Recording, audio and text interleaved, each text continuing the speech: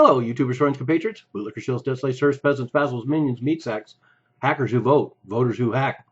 I'm Useful Idiot. Welcome. And let's go back to the good old USA. Talk about this election cycle. More specifically, this new technology that's being introduced slowly. And I haven't really seen much material on this. And people should be concerned. They were certainly concerned when all these electronic voting machines by Diebold and all these other companies were being used in elections previously. But we have something else developing now that should be getting a little more attention, and that's this move towards online voting. And apparently in 2014, the Obama administration made recommendations to move more towards online voting. And I appreciate the positive side of that. It spreads a wider net. It's a positive development. And makes it more convenient for people to vote, and a wider range of people perhaps can vote. But like all these technologies, it also has the potential to be manipulated. It has a potential to disenfranchise certain sectors of society, and just has a number of pitfalls to the idea of democracy. And part of the technology too is this interface at polling spots. So theoretically, it'll work kind of like shopping, where you go in and you use your cell phone to interface at the polling spot and to register your vote. But this is certainly open to hacking, and in fact, the defense that the spokesman gives that works for the two companies that are involved in this now say that well, it's no more or less susceptible to hacking than other methods that we've used. So that's not very comforting. But let's look at a couple of these stories. In February 2016 in Iowa, during the caucus there, Microsoft, they used Microsoft vote counting technology. Microsoft partnered with a tech firm called Interknowology, and it uses mobile apps and PCs. And one of the things, of course, that's interesting about it right now, apparently this technology was given free, so that makes it a little suspect.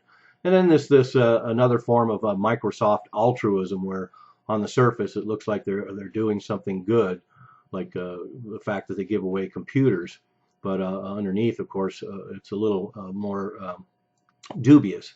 You give away free computers, of course, you brand all these people for life to use Microsoft technology. But anyway, right away in Iowa, apparently voters had trouble getting access to the websites, and the websites got overloaded, and so there's already problems, the same kind of problems that we've had in other election cycles.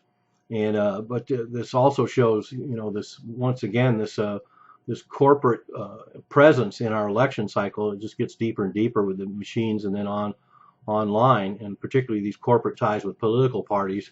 Microsoft being notorious Hillary Clinton supporters, and therefore, who knows what could happen. Microsoft and its employees have heavily given to Hillary Clinton, although thousands of dollars were given to Rubio over the years as well, because of his interest in immigration issues and protecting worker visas that Microsoft values so much.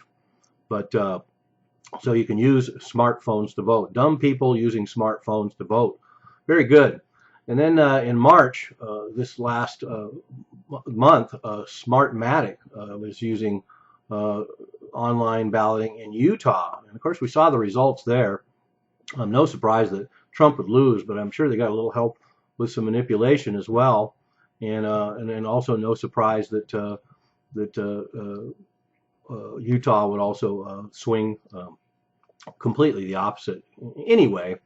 But the funny thing about Smartmatic, of course, and Utah, is there's a bunch of connections to Soros and the Open Society Foundation. The guy that runs Smartmatic has quite a history with the World Bank and Soros organization, so there's certainly not going to be any bias there, is there?